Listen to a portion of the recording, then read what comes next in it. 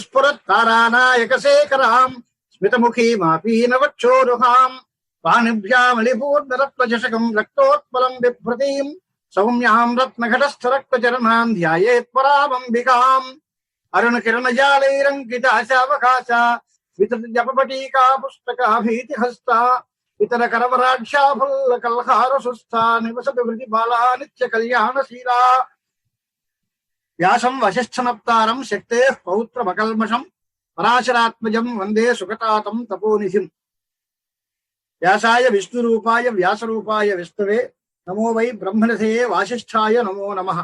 గురుర్బ్రహ్మ గురుర్విష్ణు గురుర్దేవో మహేశ్వర గురు సాక్షాత్ పరం బ్రహ్మ తస్మై శ్రీ గురవే నమః. ఇవాళ ఇందాక మనం అనుకున్నట్టుగా భూమాశ్విని యోగం నవమి మంగళవారం నాడు అశ్విని నక్షత్రం కలిసి అలా అమ్మవారికి ప్రీతికరమైనటువంటి రోజు.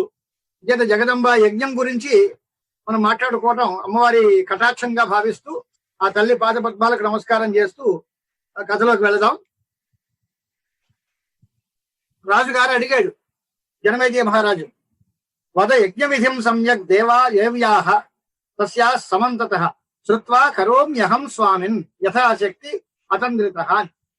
అంటే ఆ అంబా యజ్ఞం గురించి నాకు చెప్పండి, నేను విని శ్రద్ధగా నేను కూడా ఆచరిస్తాను అని జనమేజయ మహారాజు గారు అడిగారు. అడిగితే అప్పుడు వ్యాసుల వారు ఆయనకి ఈ యజ్ఞం గురించినటువంటి పరిచయ వాక్యాలు చేస్తున్నారనమాట.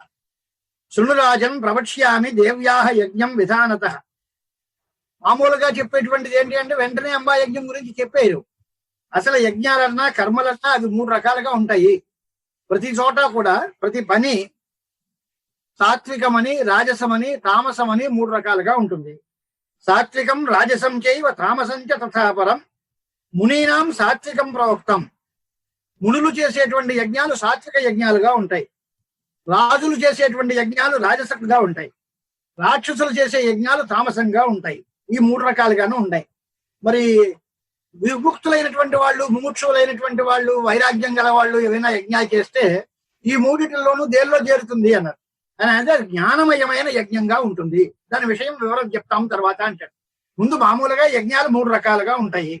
దానిలోంచి సాత్వికమైనటువంటి యజ్ఞ స్వరూపం ఎలా ఉంటుంది అని అంటే దేశం, కాలం, దానిలో వినియోగించేటువంటి ద్రవ్యాలు, పాత్రలు, దానిలో రుచికులుగా వచ్చేటువంటి బ్రాహ్మణులు, వాళ్ళ మీద ఉండేటువంటి చర్మ శ్రద్ధ, ఇవన్నీ కూడా సత్వగుణోపేతంగా ఉంటే, అంటే సాత్వికమైన దేశంలో, సాత్వికమైన కాలంలో, సాత్విక ద్రవ్యాలతో, సాత్వికమైన మంత్రాలతో, సాత్వికమైన ఋత్విక్కులతో, అత్యంతం సత్వప్రధానమైన శ్రద్ధతో చేసేటువంటి యజ్ఞం ఏదైతే ఉంటుందో దానికి సాత్విక యజ్ఞం అని పేరు అన్నారు.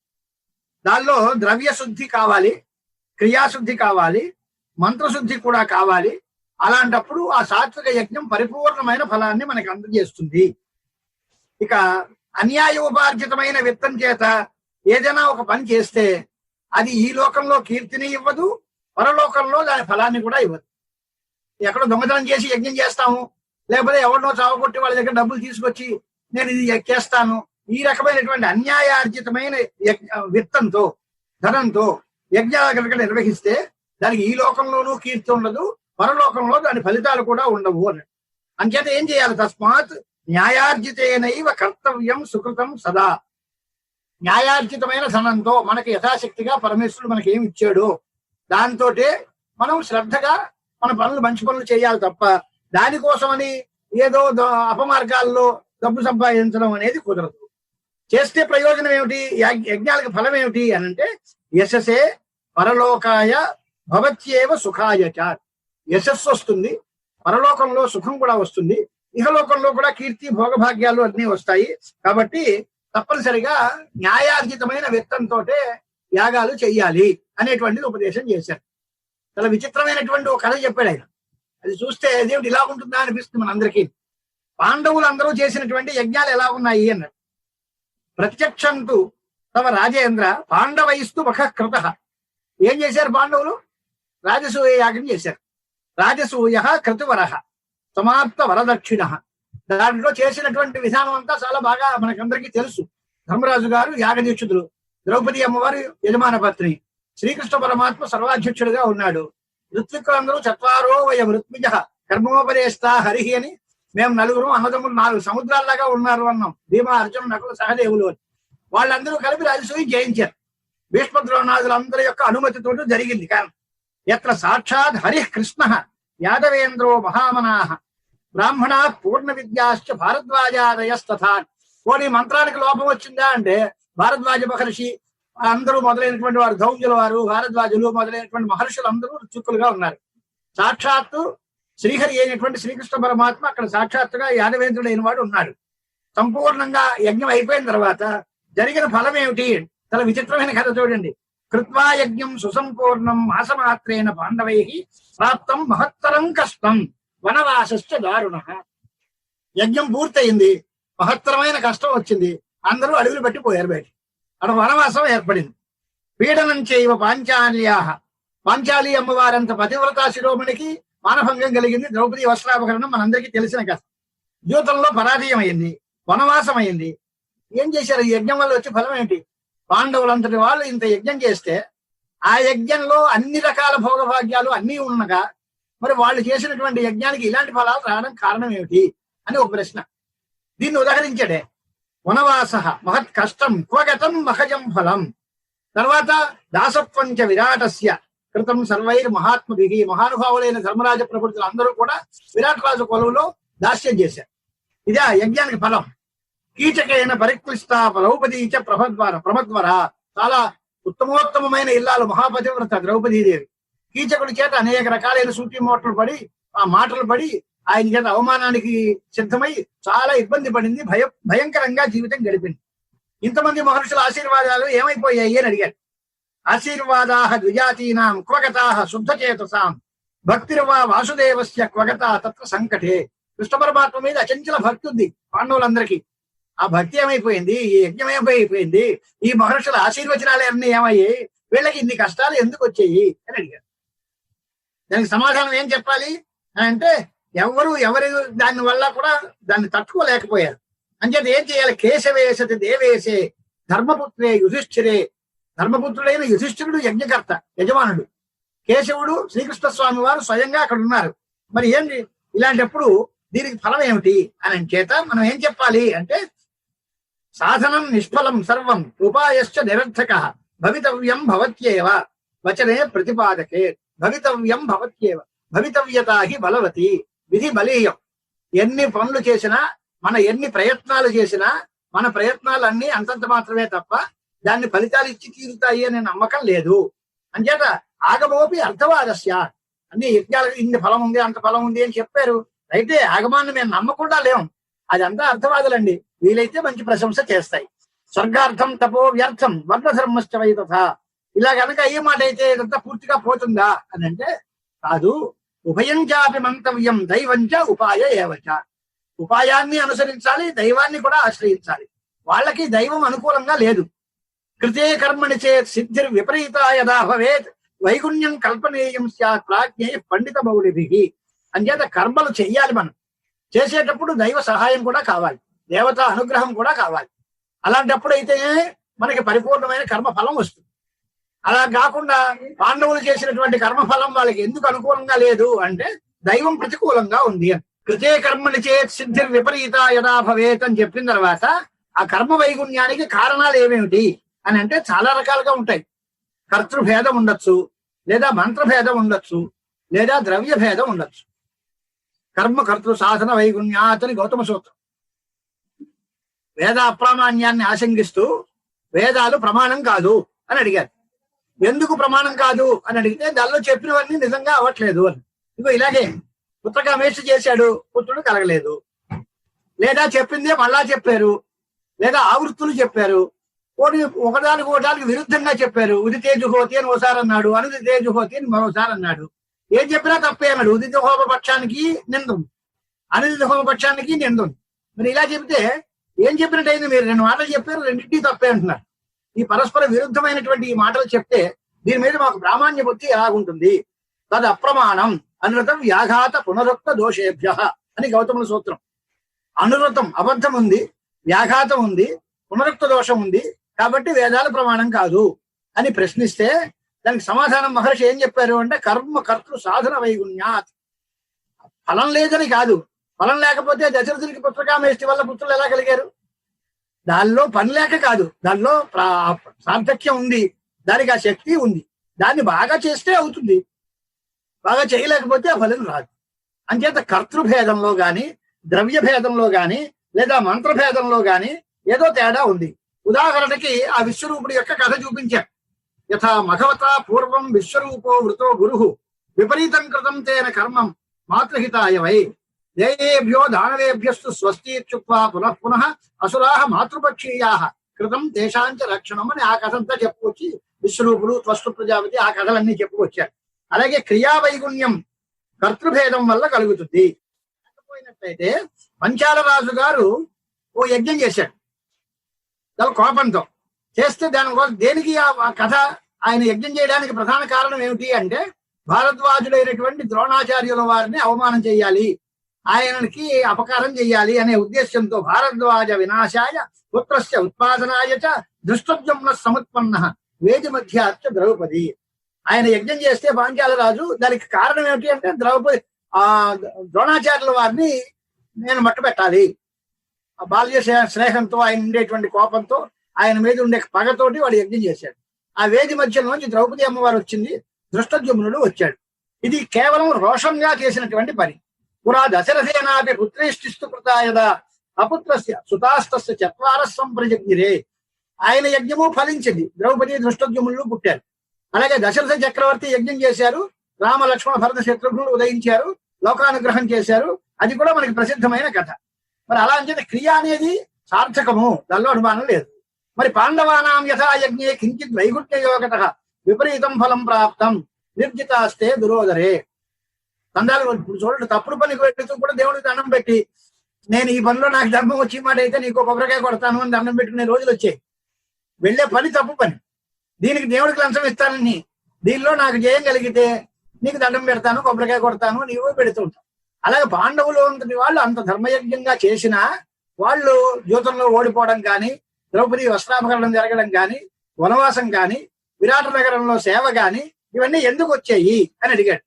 ఆయన తప్పువాడా పోని అంటే కాదు, సత్యవాది తథా రాజన్ ధర్మపుత్రో యుధిష్ఠిర. యజమాని పొరపాటైన వాడా అంటే కాదు. పోనీ అమ్మవారు ఆవిడ లోపం ఏదన్నా ఉందా అంటే ద్రౌపది తథా సాధ్వి. పోనీ అన్నదమ్ముల్లో తేడా ఉందా అంటే తథా అన్యే అనుజా శుభ. మరి ఏమిటి కారణం అని అంటే కుద్రవ్య యోగాత్ వైగుణ్యం సముత్పన్నం మతే అథవా సాభిమానై కృతాద్వాపి దూషణం సముపస్థితం. రెండు రకాల కారణాలు ఉండొచ్చు అని ఊహించారు మహర్షి. ఒకటేంటి, వారు సంపాదించినటువంటి ద్రవ్యం సక్రమంగా లేదు. రాజసూయం అంటే అందరినీ మొత్తం తీసుకొచ్చారు డబ్బుని జయించి. దానిలో కుద్రవ్యం అపమార్గంలో తప్పుడు మార్గాల్లో సంచరించినటువంటి ద్రవ్యం ఏదైనా ఉండొచ్చు ఒకటి. లేదా వీరికి కౌరవుల మీద ఉండేటువంటి ఆ ద్వేషం చేత అభిమానంగా మేము కనుక రాజసూయం చేశాము, ఈ రోజుల్లో రాజసూయం చేయగలిగిన మగాడు మేము తప్ప మరెవరూ లేరు అనేటువంటి ఒక అభిమానమైనా వాళ్ళలో ఉండాలి. ఆ రెండు వల్ల ఈ దోషాలన్నీ వచ్చాయి. కుద్రవ్య యోగం ఒకటి, లేదా అభిమానం ఒకటి. అంచేత సాత్వికమైన యజ్ఞం దుర్లభం అండి. సాత్వికమైన యజ్ఞం చాలా కష్టం. దశరథ మహారాజ్ చేసిన పుత్రకామేష్టి కూడా అది రాజసమే, ఫలకాంక్షతో చేసింది. యుధిష్ఠిరుడు చేసినటువంటి రాజసూయ యాగం కూడా అది అంతే, ఫలకాంక్షతో చేసిందే. కనుక సాత్విక యజ్ఞాలుగా వీటిని ఎక్కబెట్టలేము అన్నది. మరి ఎలాగా ఎవరు చేశారు అంటే పూర్వం వైఖానస మునులు ఉన్నారు, వాళ్ళు మహామఖాలు చేశారు. వాళ్ళు కేవలం సాత్వికమైన మఖం. దానిలో వాళ్ళ భోజనం సాత్వికంగా ఉంటుంది, వాళ్ళ న్యాయార్జితమైన వన్యమైనటువంటి ఫలమూలాలు, కందమూలాలు కాలక్షేపం ఉంటుంది. వాళ్ళు ఎప్పుడూ కూడా మంత్రపూర్వకంగానే శ్రద్ధంతో, అధికమైనటువంటి శ్రద్ధతోటి సాత్విక యజ్ఞాలు చేశారు అని వాళ్ళది ఉదాహరణ చూపించారు. రాజస యజ్ఞాలు ఏమిటి అంటే దీనికి దానికి తేడా ఏంటి? సాత్విక యజ్ఞంలో యోగస్తంభాలు, పశువులు, వాటి వినియోగాలు అంతగా ఉండవు. రాజస యజ్ఞం సయూపములుగా ఉంటాయి. రాజసాహ ద్రవ్యబహుళాహ సయూపాశ్చ సుసంస్కృతాహ క్షత్రియాణం విశాంచైవ స్వాభిమానాశ్చ వై ముఖాహ. దానికి మఖాహ, దానికి 3 మంకాల మార్గాలు చెప్పారు. దానిలో యోగస్తంభాలు ఉంటాయి, పశు విశేషణాలు ఉంటాయి, మంచి క్షత్రియులకు గాని వైశ్యులకు గాని అభిమానంతో చేసే యాగాలు అయి ఉంటాయి. సాత్వికమైనటువంటి యాగాలు, బ్రాహ్మణోత్తములు నిర్వహించే యాగాలు పరమేశ్వర ప్రీతి కోసం చేయాలి తప్ప మహావిష్ణు ప్రీత్యర్థం సంకల్పం చేస్తారు. చేసినప్పుడు మహావిష్ణు ప్రీతి ఒక్కటే తప్ప నాకు ఇది కావాలి అది కావాలి అనే కోరికలతో అభిమానాలతో చేసేటువంటి పని కాదు. ఇక రాక్షసులు చేసేటువంటి యజ్ఞాలు, తామస యజ్ఞాలు ఎలాగ ఉంటాయి అంటే చాలా క్రోధంతో ఉంటాయి. ఇతర శత్రువులందరినీ నశింపజేయాలి అనేటువంటి క్రూరమైనటువంటి యజ్ఞాలుగా వాళ్ళు నిర్వహిస్తూ ఉంటారు. వాటిని నేను సంగతి వేరు. మూడు కాకుండా సాత్విక రాజస తామసములు మూడు కాకుండా మునీనాం మోక్షకామానాం విరక్తానాం మహాత్మనాం మానసస్తు స్మృతో యాగ సర్వ సాధన సంయుత.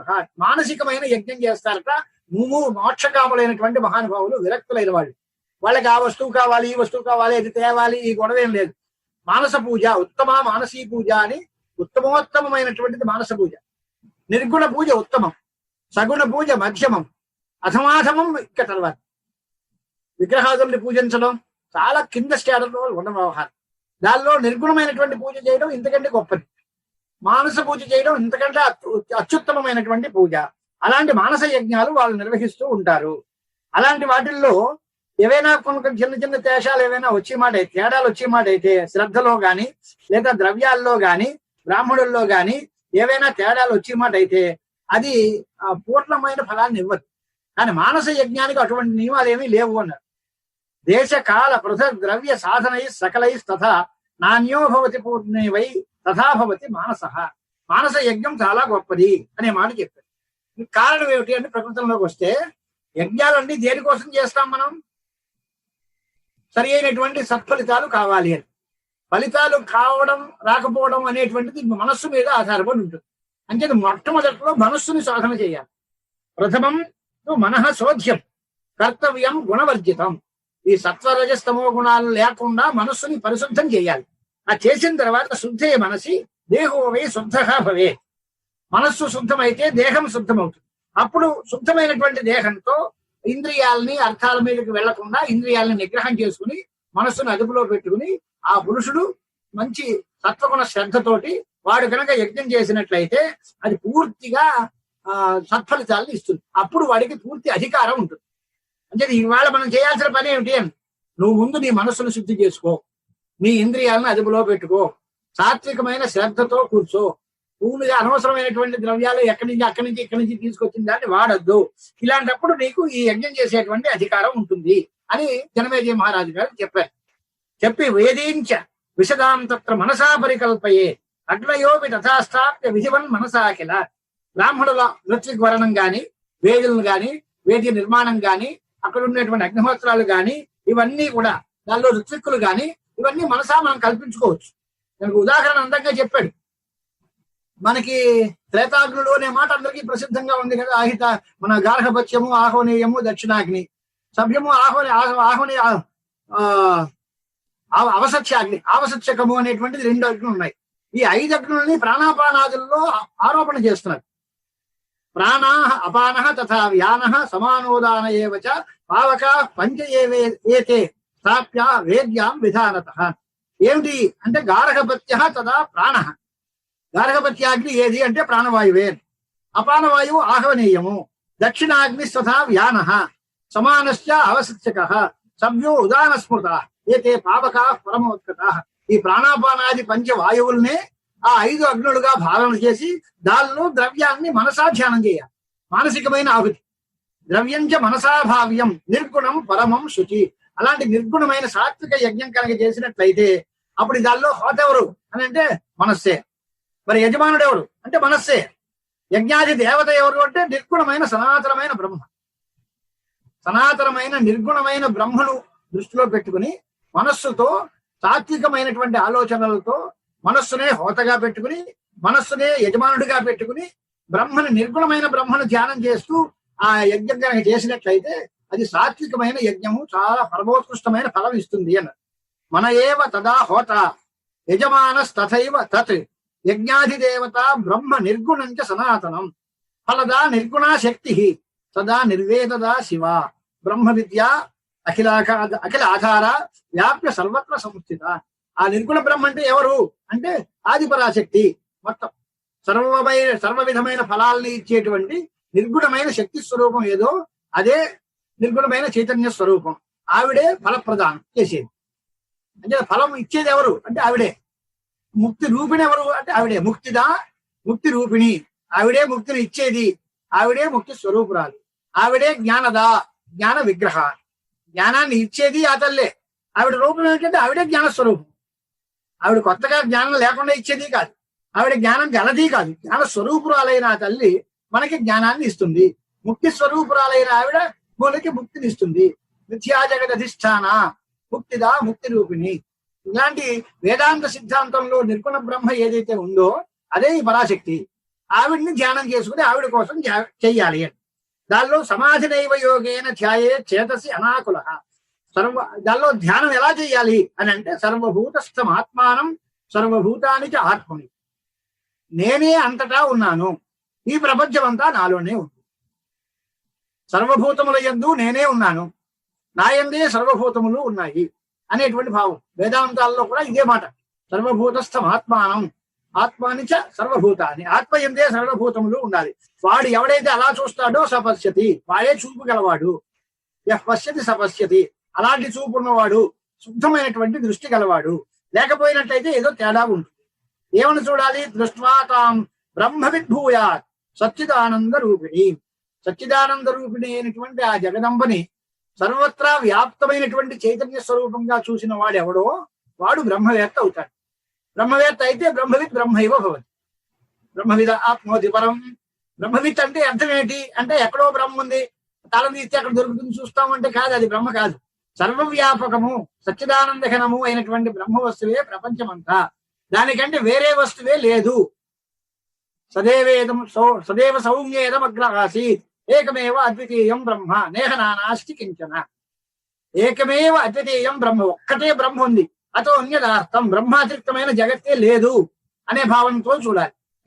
నేనంటే ఆయనలో ఉన్నదే, ఆయన ఎవరు నాలో ఉన్నదే, ఆయన వేరు నేను కాదు, సర్వం నా దగ్గరే ఉంది అనేటువంటి భావంతో ఆ భువనేశ్వరుని ధ్యానం చేస్తే అలాంటి వాళ్ళకి సరి అయినటువంటి ప్రయోజనం కలుగుతుంది. ఏం కలుగుతుంది ఆ ప్రయోజనం అన్నట్టు అంటే తదా మాయాధికం సర్వం దగ్ధం భవతి భూమిపాన్. అప్పుడు జరిగేది ఏంటి అంటే వాళ్ళని పట్టి పీడించేటువంటి అనర్థకరమైనటువంటి మాయ అది పోతుంది, అజ్ఞానం నశిస్తుంది, మాయ నశించిపోతుంది. జ్ఞానం చేత అజ్ఞానం నశించిపోతే అన్ని రకాల దుఃఖాలు పోతాయి. అన్ని పోతాయండి, ప్రారంధం కూడా పోతుందా అని అది పోదు. ప్రారంధంతో కర్మ మాత్రంతో యావద్దేహంచ తిష్టతి. ప్రారంధం మాత్రం అలా మిగిలిపోతుంది దేహావసానం వరకు. అంచేతనే జ్ఞానాగ్ని సర్వకర్మాణి భస్మసాత్ కురుతే అర్జున అనే దగ్గర సర్వ అంటే ప్రారంధాతిరిక్త సర్వకర్మాణి అనే వ్యాఖ్యానం. ప్రారంధం తప్ప మిగతా కర్మలన్నిటినీ జ్ఞానాగ్ని భస్మం చేస్తుంది. ప్రారంధం భోగతో నశ్యే, అనుభవించే తీసుకోవాలి తప్ప దాన్ని వేరే మార్గం లేదు.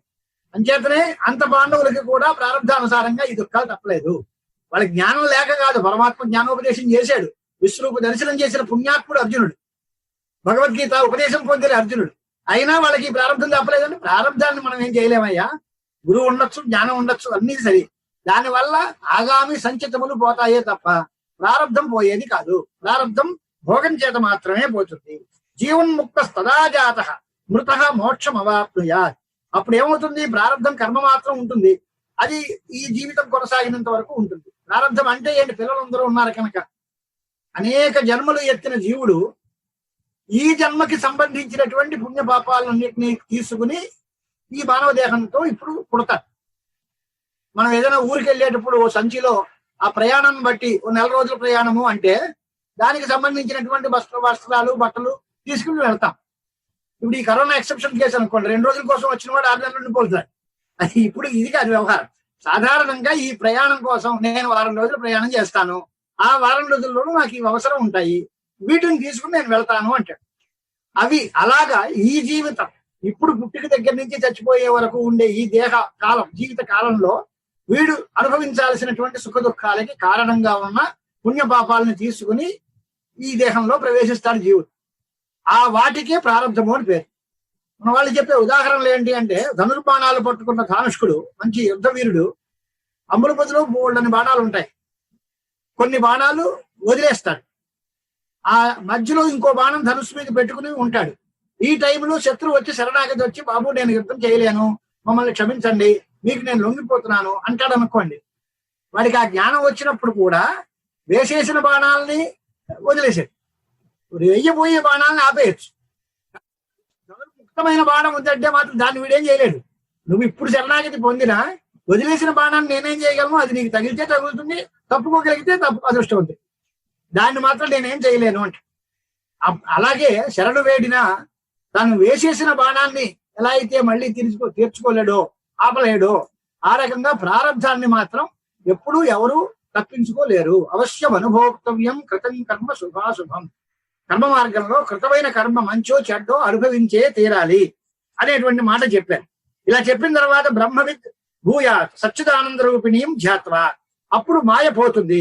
మాయ పోతే ప్రారంధం తప్ప మిగతావన్నీ పోతాయి. మాయా కార్యము ప్రపంచం, మాయ వల్లే తయారవుతోంది ప్రపంచం అంతా. తస్మాత్ సర్వానర్థ నిదానభూతమైనటువంటి అజ్ఞానము, అన్ని అనర్థాలకి కారణమైనది అజ్ఞానం కనుక ఆ అజ్ఞాన ప్రభావమైన సంసారాన్ని తొలగించుకోవాలి. దానికోసం జ్ఞానం కలగాలి. ఆ జ్ఞానం ఎప్పుడు వస్తుంది అంటే సద్గురు కటాక్షం చేత వస్తుంది. అలాగే దానికోసమే చెప్పిన వాళ్ళందరూ ఏం చెప్తూ ఉంటారు? బ్రాహ్మణా వివిధ సంతి యజ్ఞేన దానేన తపసా అనాశకేన అని వేదాంతాల్లో చెప్పేటువంటి మార్గాలన్నీ వేరేగా ఉంటాయి. అప్పుడు వాడు జీవన్ముక్తుడవుతాడు, మోక్షాన్ని పొందుతాడు, కృతార్థుడవుతాడు. అలాంటి కోసం జగదంబికని ధ్యానం చేయాలి అని మహానుభావుడు ఉపసంహారం చేస్తున్నారు. తస్మాత్ సర్వ ప్రయత్నైన ధ్యేయ శ్రీ భువనేశ్వరి, ఎప్పుడు కూడా శ్రీ భువనేశ్వరి అమ్మవారినే సదా ధ్యానం చేయాలి. ధ్యానం చేయాలంటే మాకు తెలిస్తే కదండి అని అంటే శ్రోతవ్యాచ మంతవ్యాచ గురువాక్యానుసారత. శ్రవణం చెయ్యాలి, మననం చెయ్యాలి, తర్వాత ధ్యానం చేయాలి. మొట్టమొదటిలోనే ధ్యానం వరకు వెళ్ళిపోలేవు. శ్రవణము అంటే ఏమర్థం అని అంటే వేదాలు, శాస్త్రాలు, పురాణాలు, ఇతిహాసాలు వాటి మీద చాలా శ్రద్ధతో అవి చెప్పినవన్నీ నిజము అనే నమ్మకంతో వాటిని వినాలి గురువుల ద్వారా. అంతేగాని అదంతా పుక్కిటి పురాణాలండి దీనిలో ఏం లేదండి అనుకునేవాడు విన్నా అది వినడం కాదు. శ్రవణము అనే మాటకి తాత్పర్య నిశ్చయంతో వినడం అంటే. దాన్ని మననం చేయడము అంటే యుక్తులతో ఆలోచించడం.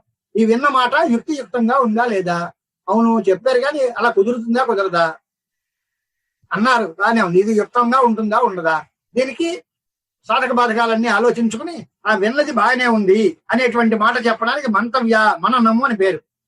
ఈశ్వరోపాసన ఆ మనన స్థానీయము అని చెప్తారు శాస్త్రజ్ఞులందరూ. ఈశ్వరోపాసన ఎందుకు అని అంటే మననం. పరమేశ్వరుడు ఉన్నాడు, ఆయన సర్వశక్తిమంతుడు, ఆయన మనని ఉద్ధరిస్తాడు అనే మాట ఉంది. మరి ఈ తర్కాలన్నీ ఎందుకు అని అంటే ఉదయనాచార్య వారు చెప్పారు, న్యాయ చర్చేయం ఈశస్య మనన వ్యపదేశ భాక్ ఉపాసన ఇవ క్రియతే శ్రవణ అనంతర ఆగత. శ్రవణానంతరం వచ్చినటువంటి మననం అంటే ఏమిటి అంటే ఉపాసన. ఈ న్యాయం అంతా ఏంటి?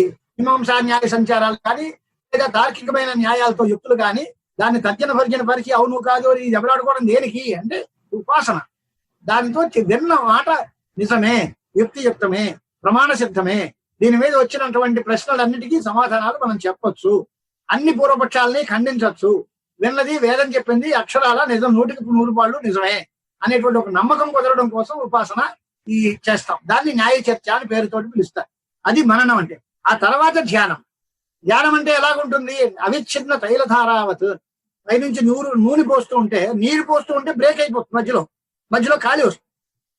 అలా కాకుండా నూనె ధార పోస్తే ఎక్కడ మధ్యలో ఎడతెరపి లేకుండా పైనుంచి కింద వరకు ఒకటే రకంగా అనుష్ఠూతంగా వస్తుంది.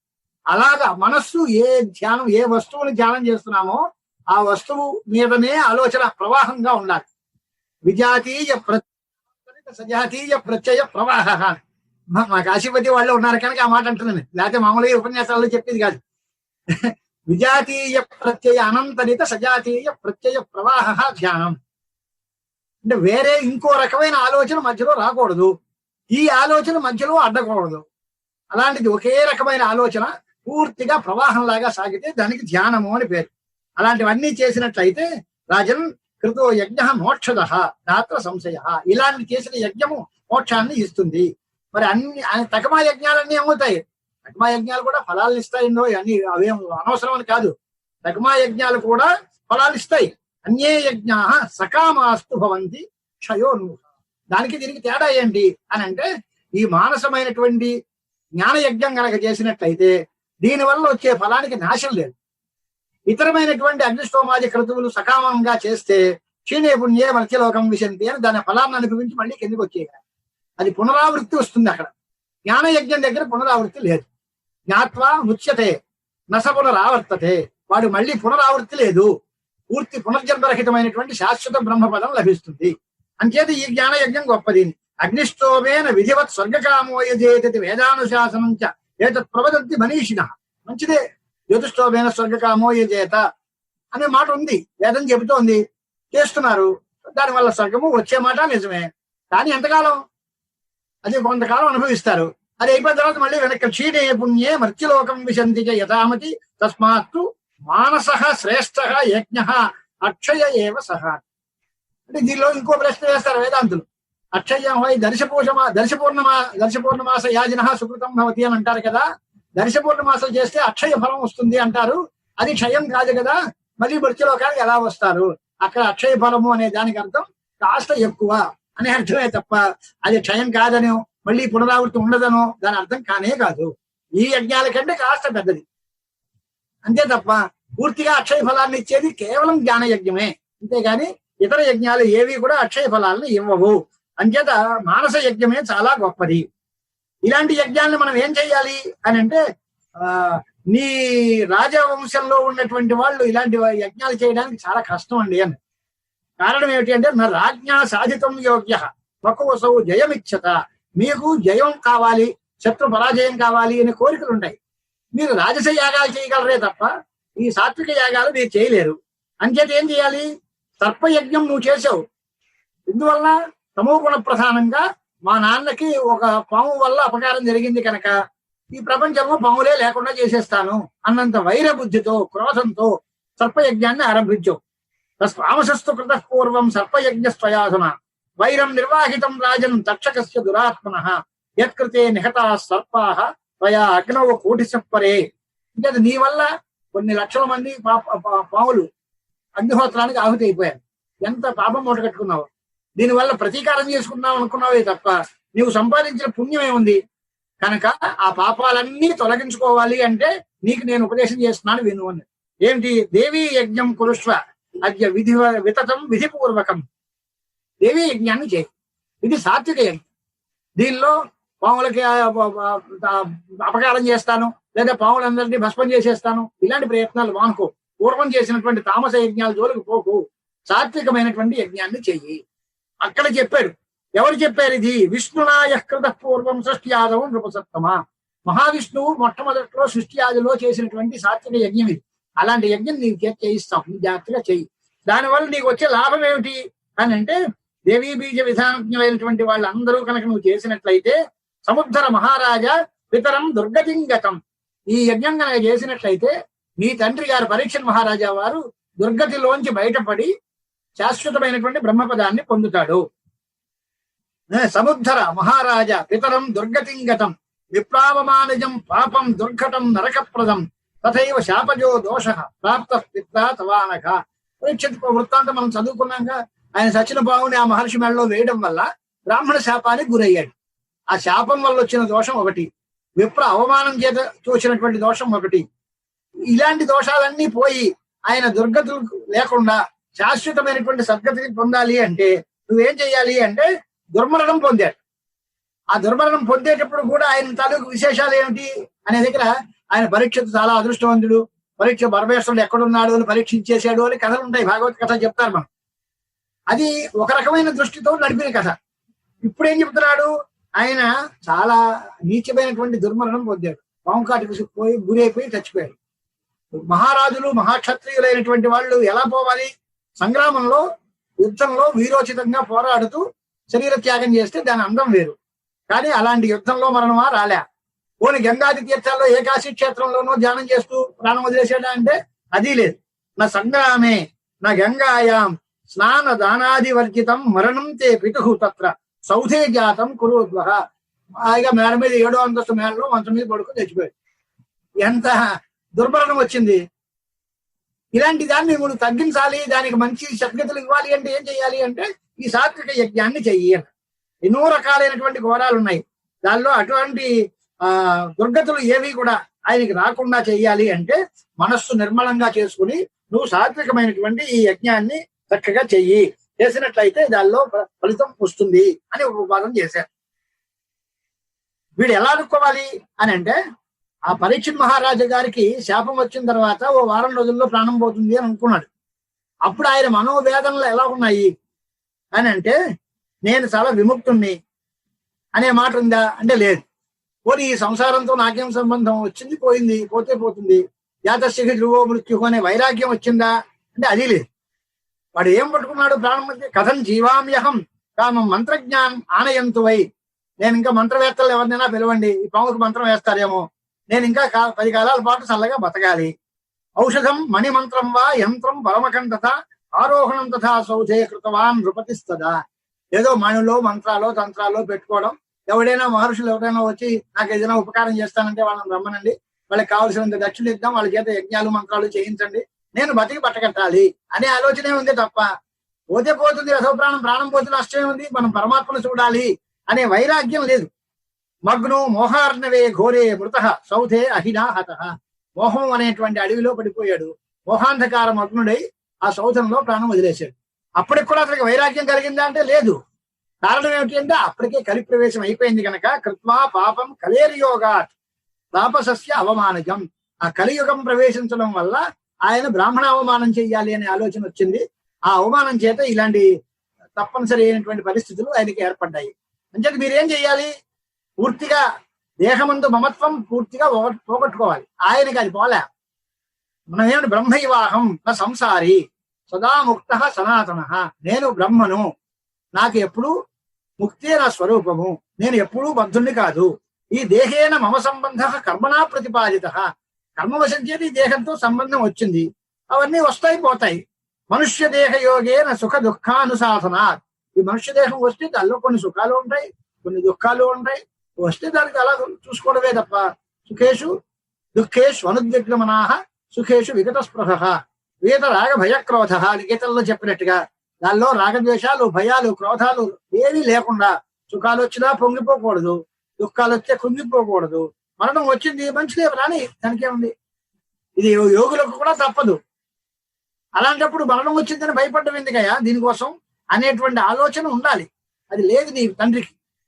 మోహార్ణవంలో మోహాంధకారంలో పడిపోయి ప్రాణాన్ని వదిలేసుకున్నాడు. అంచేత నువ్వు చేయాల్సిన పని ఏంటి, శాస్త్రకంఠ అతి దుఃఖార్థ బభూవ జనమేదేహ. ఈ మాటలన్నీ చెప్పిన తర్వాత అవశ్యమేవ నరకం ఏతైరాచరణైర్భవేత్ అని ఆయన భయపెట్టేశాడు. ఇలాంటి ఆలోచనలు వచ్చిన వాడికి ఎప్పుడు నరకమే వస్తుందయా. అయితే మా నాన్న నరకానికి పోతాడా అండి అని పాపం ఏడుస్తూ అడిగాడు. ఏం అక్కర్లేదు, నువ్వు చేసినట్లయితే దీన్ని పూర్తిగా నువ్వు హరిగారు చేసినటువంటి సాత్వికమైన దేవీ యజ్ఞాన్ని నువ్వు ఆచరించినట్లయితే మీ నాయన గారికి ఉత్తమ సద్గతులు వచ్చేదానికి అవకాశం ఉంది, తగిన ఏర్పాటు నేను చేస్తాను, నీ తప్పకుండా నేను చేయిస్తాను అన్నాడు. అంటే కే సహాయాస్తు తత్రాసం బ్రాహ్మణ కే మహామతే అని అడిగాడే. అంటే విష్ణువు చేసినటువంటి యజ్ఞం అన్నారు కదా, దాని స్వరూపం ఏటో నాకు చెప్పండి. అప్పుడు ఎవరెవరు సహాయపడ్డారు, ఎవరెవరు రాత్రిజ్యం చేశారు, ఎన్ని వేద తత్వజ్ఞులైన వాళ్ళు ఎవరెవరు వచ్చారు, అదంతా విని దానిలాగే నేను కూడా చేస్తాను. శృత్వా విష్ణుకృతం యాగం అంబికాయా సమాహిత. ఆ అంబికా తోషణం, పరమాత్మ స్వరూపమైనటువంటి జగదంబని సంతోషపెట్టేటువంటి ఆ మహాయజ్ఞం మహావిష్ణువు ఎలా చేశారో మాకు చెప్పండి, దాన్ని విని నేను కూడా అదే ప్రకారంగా ఆచరించి నేను తరిస్తాను, మా తండ్రి గారికి సద్గతులు ఇస్తాను అనేటువంటి నిర్ణయానికి వచ్చారు జనమేజయ మహారాజు.